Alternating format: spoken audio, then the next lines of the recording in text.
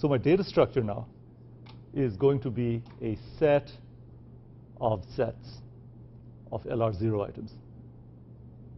That sounds horrible. It's not as bad as it seems.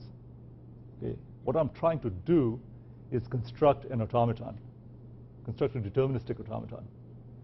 Non-deterministic automata are kind of hard to implement. So I'm constructing a deterministic automaton. Each state in the deterministic automaton is a set of LR0 items. Okay?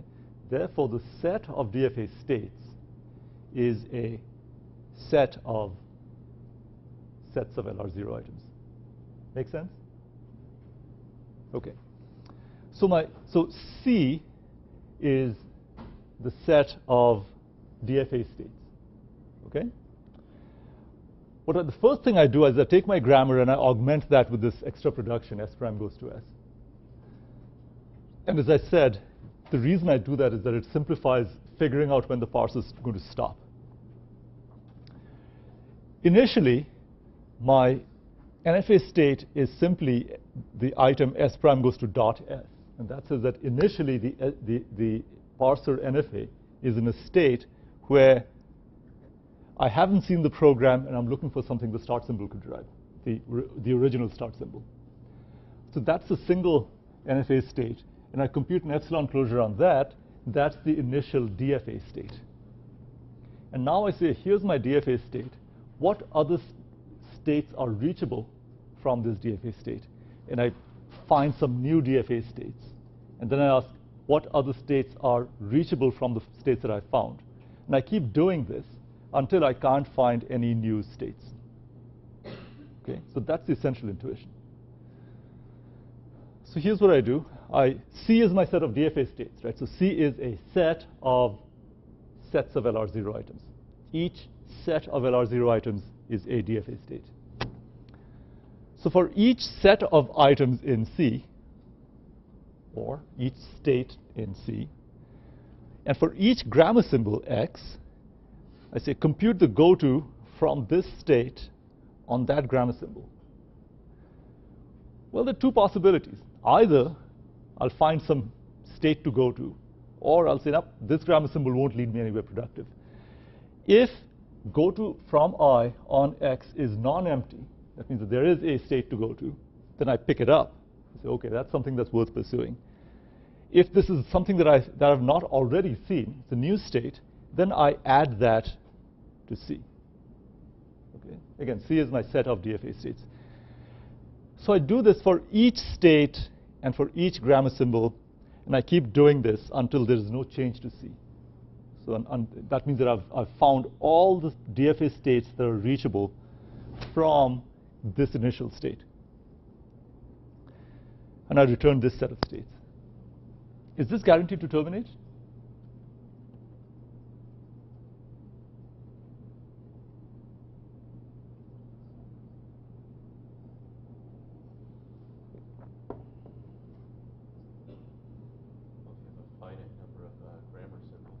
I have a finite number of grammar symbols. I have a finite number of tokens, and a finite number of variables, and a finite number of rules. So then, Wait, but I'm working with items, LR0 items. How do you know I have a finite number of LR0 items?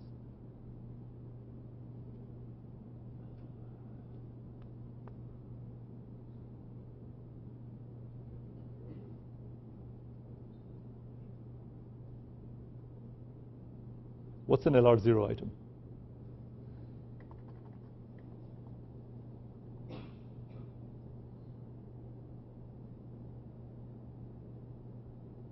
How many can I have?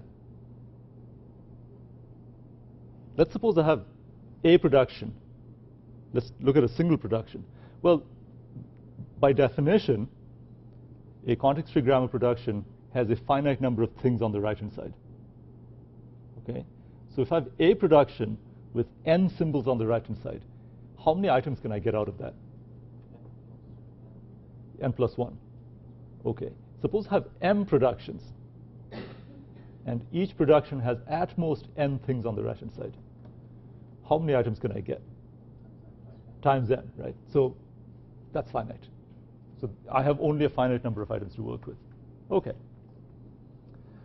All right, so we are almost there.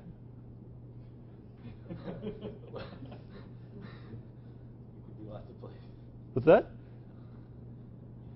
I was about to say, but. As they say, there's many a slip between cup and lip. We're almost there, but we'll find that, whoops, we need to figure out this other stuff.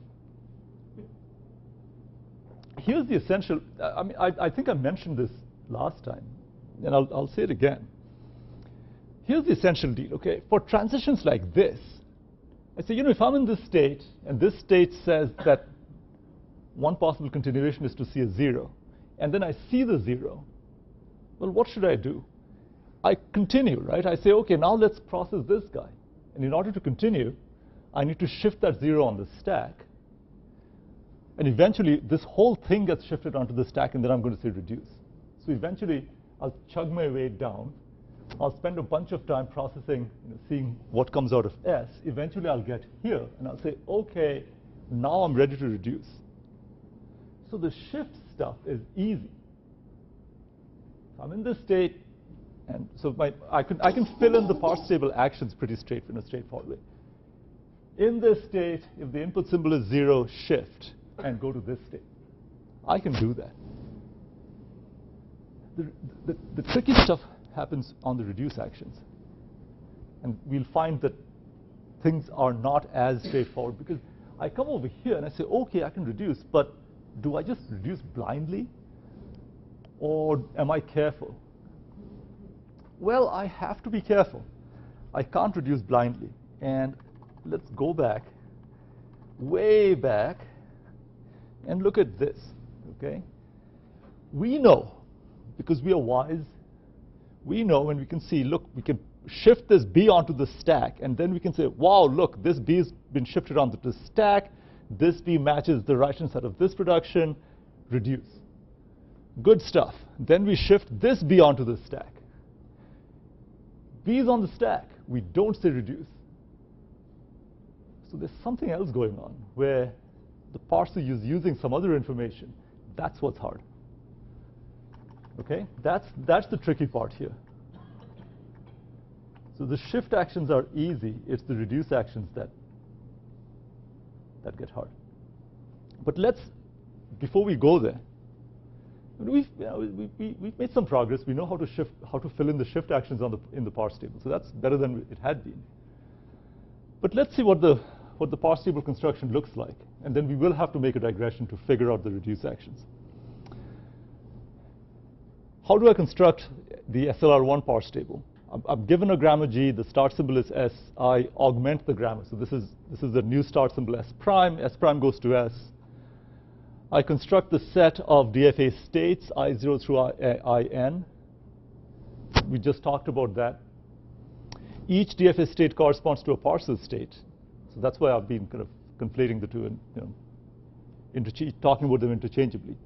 The initial parser state, the state that's pushed on the parser stack at the very beginning, right, all the way at the bottom of the stack, there's S0. Show you these pictures.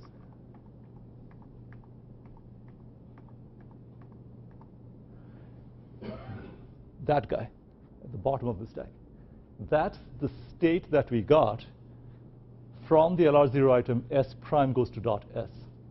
So that's the closure of S prime goes to dot S gave us that state. Okay?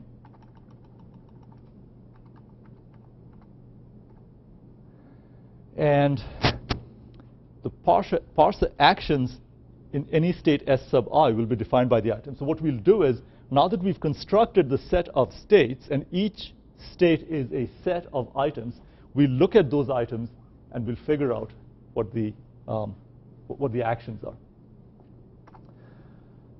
That's a dense slide. Sorry about that. But here, let's work this through now, because we're almost there.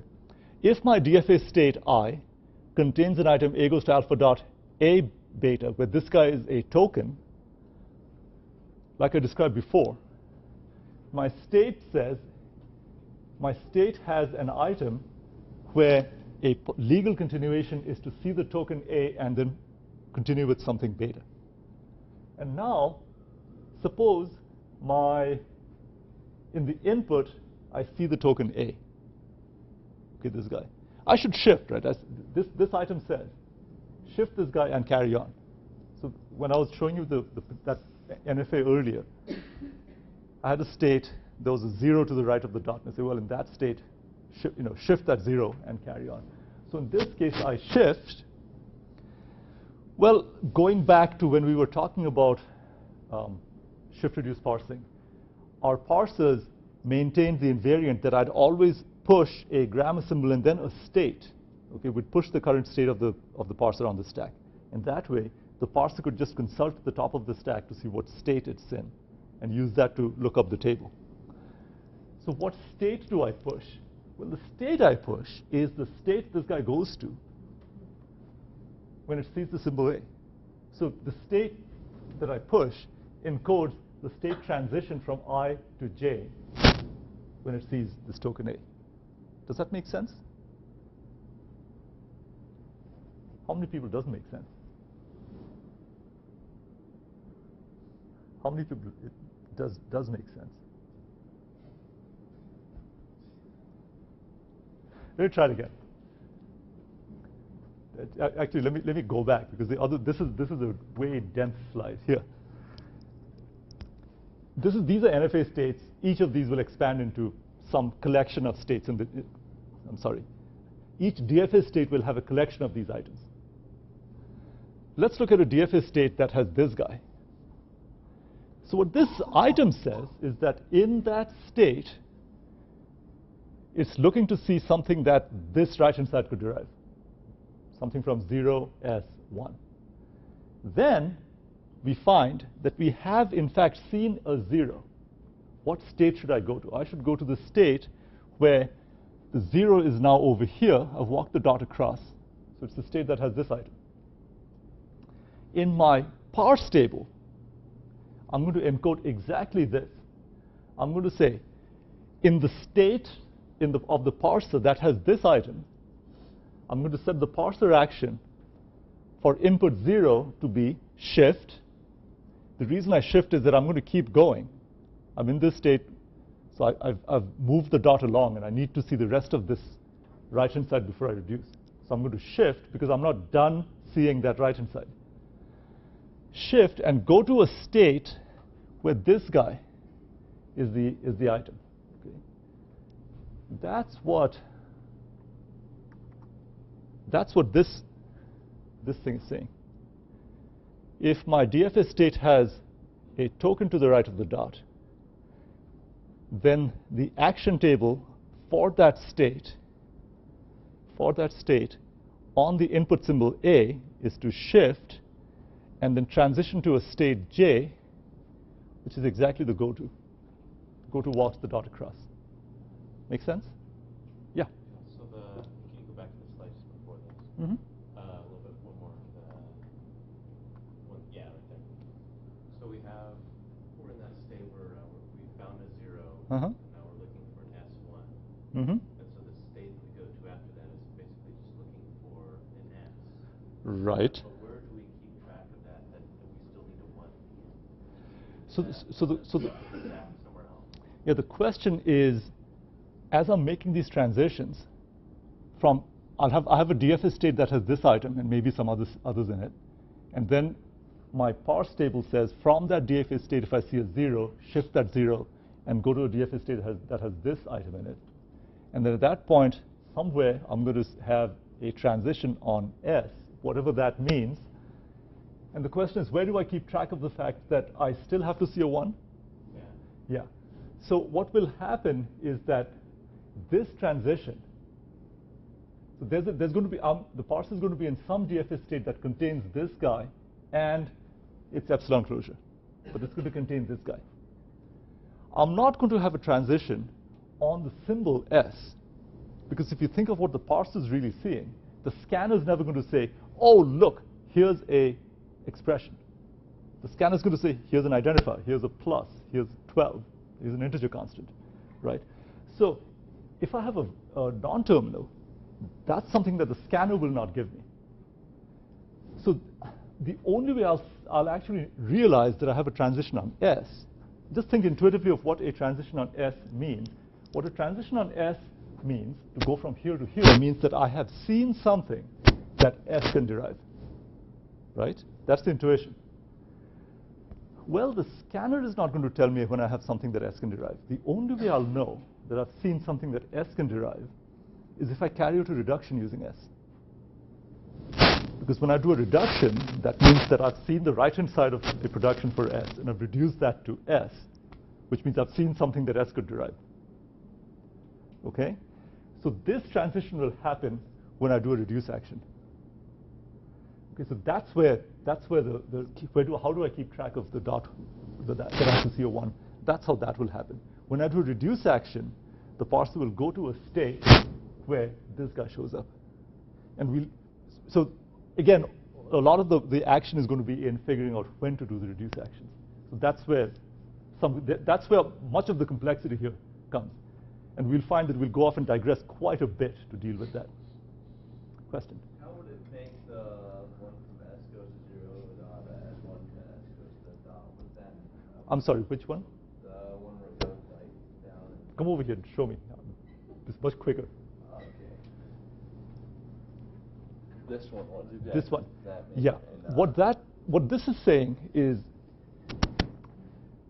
the intuition this captures in the NFA is that in this state, the NFA is in a state saying, I'm looking for something that could start with something that S can derive.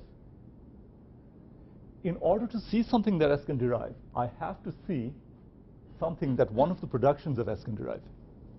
Okay? So that's the epsilon transition to here and here. So essentially it says, well, in order to see something that S can derive, don't even wait, just go look at each of the productions for S. And that's what the epsilons are. This is an NFA. The parser states are obtained by taking the NFA and converting that to a DFA. So what will happen is when I compute the states of my parser, the conversion from NFA to DFA essentially absorbs these states into here. Okay, so I get, I'm probably not saying this too well.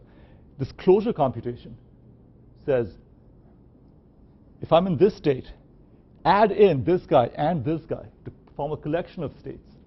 Because really, in practice, what we have are deterministic machines. So the closure computation takes this guy and adds in this and this to form a collection of states. That's what this closure computation is doing. When I form the states of my DFA, I compute closures all the time. I compute closures. There's a closure computation in here. If you think of the definition of a goto, let's look at the definition. It's from this state on that grammar symbol, pick up all the items that have that grammar symbol to the right, walk the dot across, compute a closure. So that's pulling in everything that you can reach from epsilon transitions.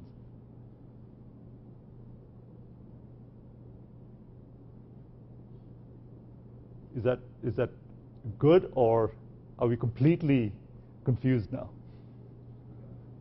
Press forward. No, seriously, if you're completely confused, then we might as well spend the time now as opposed to just adding to the befuddlement.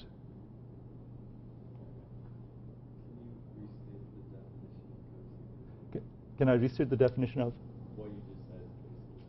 what I just said? Hang on, let me just think this through. Are you guys, excuse me, are you guys comfortable with the intuition behind closure, what the closure computation is doing? Okay, I see a whole bunch of people nodding. So if you're not comfortable with it, come talk to me, and I'll explain it to you.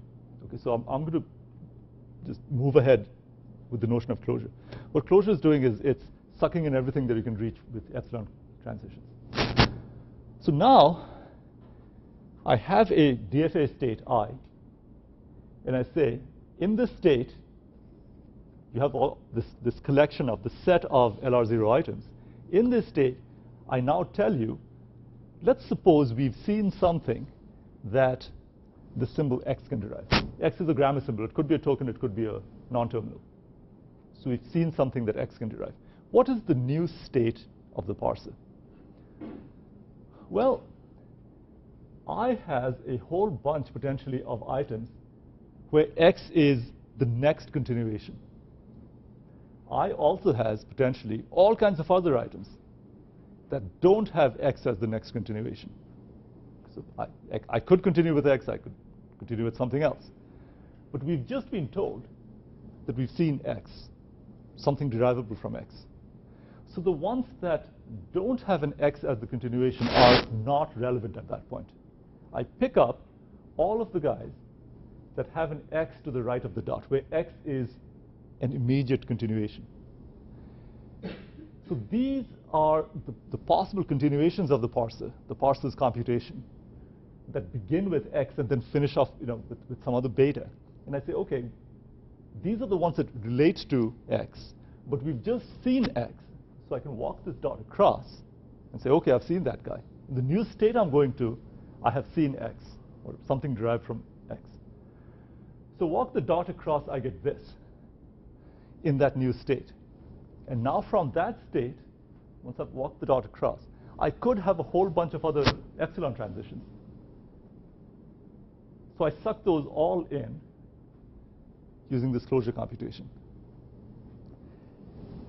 If you've seen non-deterministic automata in a formal languages class, this is simply converting an NFA to a DFA, okay, non-deterministic to deterministic. If you haven't seen it, that's not a big deal. What this is, the intuition from this part to this part is that I pick up the guys that I care about, and I say, OK, I've seen something that x can derive. That's what the goal is telling me. I walk the dot across. That's the new state. And now I say, OK, from these items, find all of the states you can reach using just epsilon transitions, okay, and collect them all together. And that's my new DFA state. Does that help? It does? Or are you saying that to keep me happy? He doesn't care if I'm happy. Questions? Other questions? Andrew? Just logically, I'm having a little trouble with just a single bar. Uh-huh. This one is straight and that one's slanted. Is this the? That usually means such that. This is such that. Oh, got it. But if you sometimes some people write it as a colon, but that's such that. Okay. There was another question. So are you guys all good with closures and gotos? If I give, question. Can you move it one more slide or two? I have a question on that. This one? Yeah. Okay. When you do the go-to on S on the board, Yes. is the only reason why we don't have to unpack the S and see what the S, like what the right-hand side derives, because S as it is in the grammar and the input, so there's already a match and we don't have to explore it further? No. So the question, I think, is, tell me if I'm misstating the question. The question is, if I compute a goto from this state on this grammar symbol, which is what I have on the board, why do I not add these guys back in? Is that the question? Yeah. Like, why do we just move the dot and everything's good? Like, Yeah, why? That's right. Does the right stuff? Okay. Is it because it already matches? No, it's not because it matches. Because all we're doing. So again, let's just go back. What I'm going to compute is the goto from this state on S. Okay, so I'll put up the definition of the goto computation, and we'll see how that works out. So let me write this.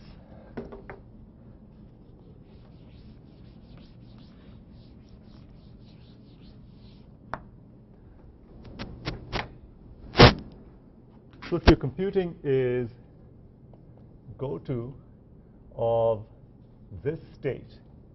S goes to 0 dot S1, S goes to dot 0 S1, S goes to dot. Sorry. this state on the symbol S, right? Okay. So I'll just apply the algorithm mechanically and then talk about the intuition in a second. So just following along on this, I'm computing goto of that state on the symbol S. I pick up all of the items in my state that have this guy on the right of the dot. Which are those? This guy, right? So that's equal to, I pick up this guy, and I walk the dot across. So when I walk the dot across, I get S goes to 0, S dot 1. That's the only one I have, right? And I compute a closure. So I compute a closure. So let me write that.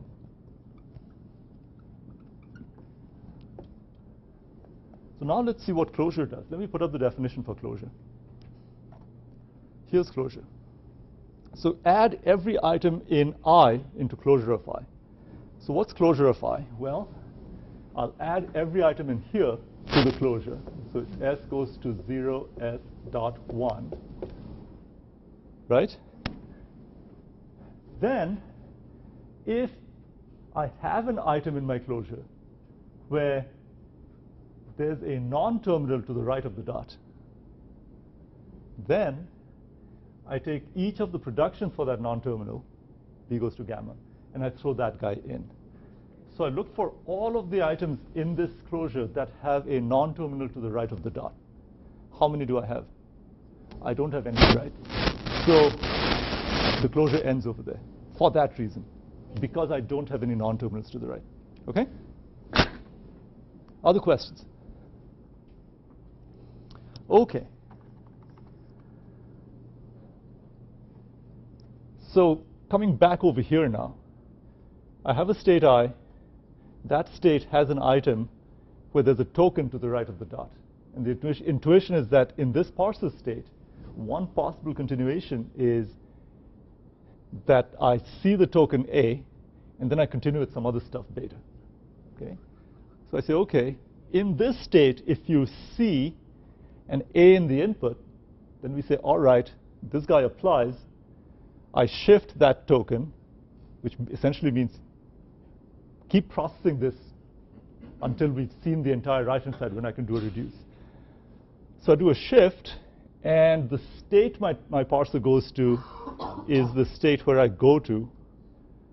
The goto function tells me on A. So the intuition behind the goto function was that I'm in this state I see the symbol. What's the next state of the parser? Well, that's exactly what I'm saying, right? If I see that in the input, I shift it, and I go to the parser state where I've seen that symbol. Okay? Everyone good with that? You'll notice I'm kind of procrastinating on getting to the reduce part, because the reduce part is hard. So again, like I said previously when we were talking about that little NFA thing, the shift part is relatively easy, or at least I shouldn't say easy. It's intuitive. With the reduce, the question is, okay, when do I reduce? Right? Intuitively, I should reduce when I have seen all of the right-hand side of a production. So I've managed to march the dot all the way across. And the dot is now all the way at the end. The intuition is that in this parser state, I have seen the entire right-hand side of this production. So I could reduce. The question is, on what next input token should I do the reduce? Should I just reduce spontaneously? So cut to the chase. What the parser does in SLR1 parsing, we say, look, don't just reduce willy-nilly. Okay?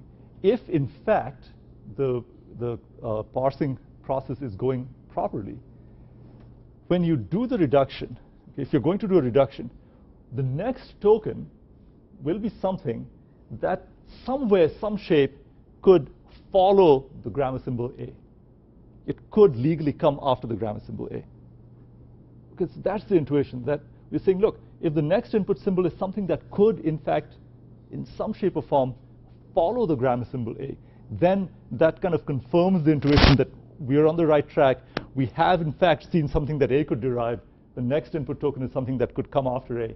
We're good. Let's reduce. So I say, OK, if the DFA is in state I that contains an item A goes to alpha dot, the dot is all the way across at the end. And this is not that funky new symbol that I introduced. Okay? So this is really a production from the original grammar. And B is something that can follow A. I haven't defined follow, but the intuition is that it can come after A in some shape. Okay? Hand-wavy, big hand-wavy intuition, but that's what follow of A is trying to say. Then, for every grammar symbol that could legally follow A, I say, hey, if you see that guy in the input, we'll declare victory. We'll say we've seen this right-hand side of the production. We'll do a reduce. Okay? So the question is how to figure out what can legally follow A. Amr. Does B, as a member of follow A, mean that B can't be combined with A to make a bigger right-hand side of another production? The question is, does B in the follow of A mean that B can't be combined in some other way? No, the intuition here is that this set, follow of A, captures those tokens that could legally come immediately after A in some derivation. And I'm waving my hands mightily because we will soon get to actually defining A, and it won't be pretty. Well, it's not that bad. We'll actually define this precisely, and you'll see what exactly it means. But for now, the intuition is that in some derivation, B could, in fact, come after A. So that will confirm to us that, yes, I have seen something that A can derive. And here's something that A can derive, and alpha, I've marched the dot all the way across, so I will reduce using this production. Question? So maybe a reduce error or reduce conflict would happen if B and A together could reduce, or A could also reduce. We'll actually get to the conflicts in just a little bit. Okay, so your intuitions are sort of kind of right, because once we fill out the parse table, that's when we'll detect the conflicts. But we haven't quite gotten there yet. So give me just a minute or two. Okay. I'm not going to talk about go to table entries quite yet. That S prime goes to S dot, what this says is that, remember S prime is this new grammar symbol that I introduced to augment my grammar, right? And I introduced this additional production, S prime goes to S. What this item captures is that I have seen the entire input. My input is something that could, in fact, be derived from the original start symbol. So this is a legal program. If I've consumed the entire input, and I'm in a state where I have seen something that's a legal program, then I declare victory and I say, OK, my grammar accepts. So I only declare victory if I have seen something that S could have derived, and I've consumed the entire input. That $ is the end of input marker. Okay? So that's kind of standard. Go to table entries, let me quickly say it, it's brief. For every non-terminal, if go to on that symbol, on that non-terminal is J, go to on I on A is J. We'll come back to that. If any of these states has multiple entries, if there's more than one entry, the grammar is not SLR1. What does it mean to have more than one entry? Well, how could I have more than one entry? What I'm doing is I constructed my parser. I constructed my parser states. Each state is a set of items, right? So I just now go down and I examine the items. And I say, if the item looks like this, then set an action table entry in this way. If the item looks like this, set an item like that. Once I've done all that, I examine it. And what can happen is that sometimes a particular entry, not here, a particular entry might have multiple actions defined for it. That's when I have a conflict. And the definition of these grammars says if you have a conflict because you have multiple things, multiple actions entered, then that grammar is not SLR1 parsable. What kinds of conflicts could I have? It's possible that I have a shift action because of this rule and a reduce action because of this rule. And if I have that, then I have a shift-reduce conflict. Again, each of my states is a set of items, right? So one item could say shift, another item could say reduce. if I have a state where one item says reduce using one production, a different item says reduce using some other production, there I have a reduce-reduce conflict. Okay? And we'll look at examples in just a little bit. So this is how the parser table gets constructed. And using this magic table, the parser can do its magic. But we aren't really quite done, right? We aren't done because this is still kind of hand-wavy. What do I mean by the tokens that could come after A? So let me show you a picture, and then I'll stop.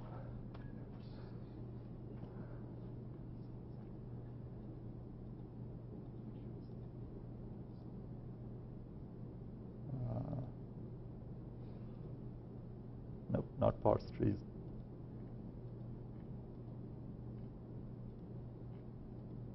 Aha, follow sets. Do I have a picture? I don't have a picture.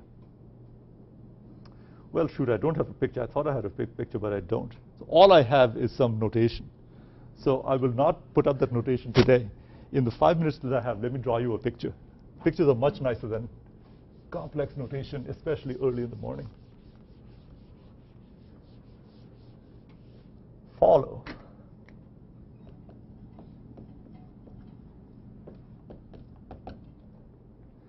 So I have a grammar, okay? So I have a grammar G that has V, T, P, and a start symbol S. So let's consider all possible, let's consider derivation. And what I'm drawing a generic picture, and the idea is that you look at all possible ways to instantiate this picture. I do some derivation,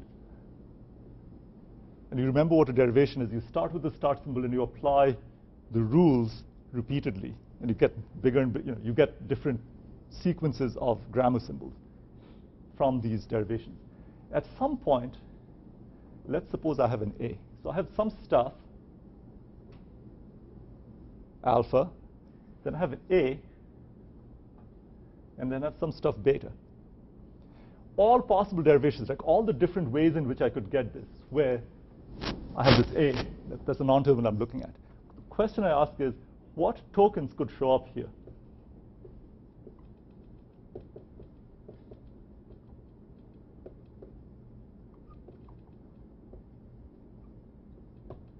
Over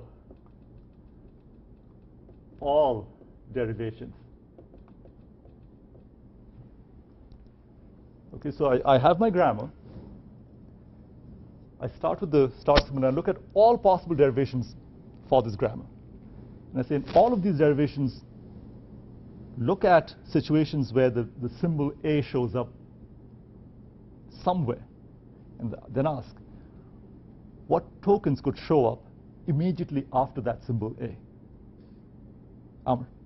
It's a context-free grammar, then can any token in the grammar show up after A? The question is, if it's a context-free grammar, could any token show up after A? Well, let me ask you that question. Let's look at a different context-free grammar.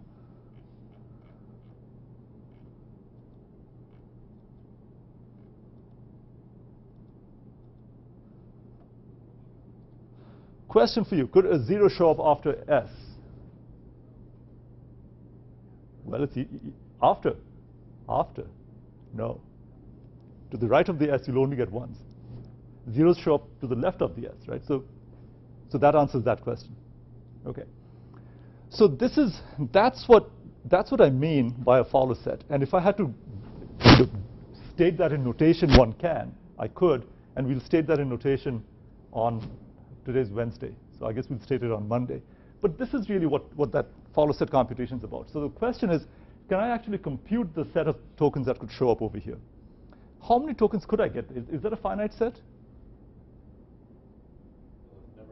The number of tokens is finite, so that's exactly right. So the set of tokens is finite. How many derivations could I have? That's infinite, right? The set of derivations is infinite. I could have, who knows how many that I have to consider. So obviously, it's not a smart tactic to actually start looking at all possible derivations, because that could go on for a while. But the set of tokens is finite. So the set of things that could actually show up over here is a finite set. And if we are smart about it, we don't have, in fact, have to look at all the possible derivations. This thing about overall derivations is a conceptual thing. It's a definition. But when we're computing it, we don't have to, in fact, look at all the derivations that are possible, because that set is a finite set. We'll talk about that on Monday. Thanks, guys.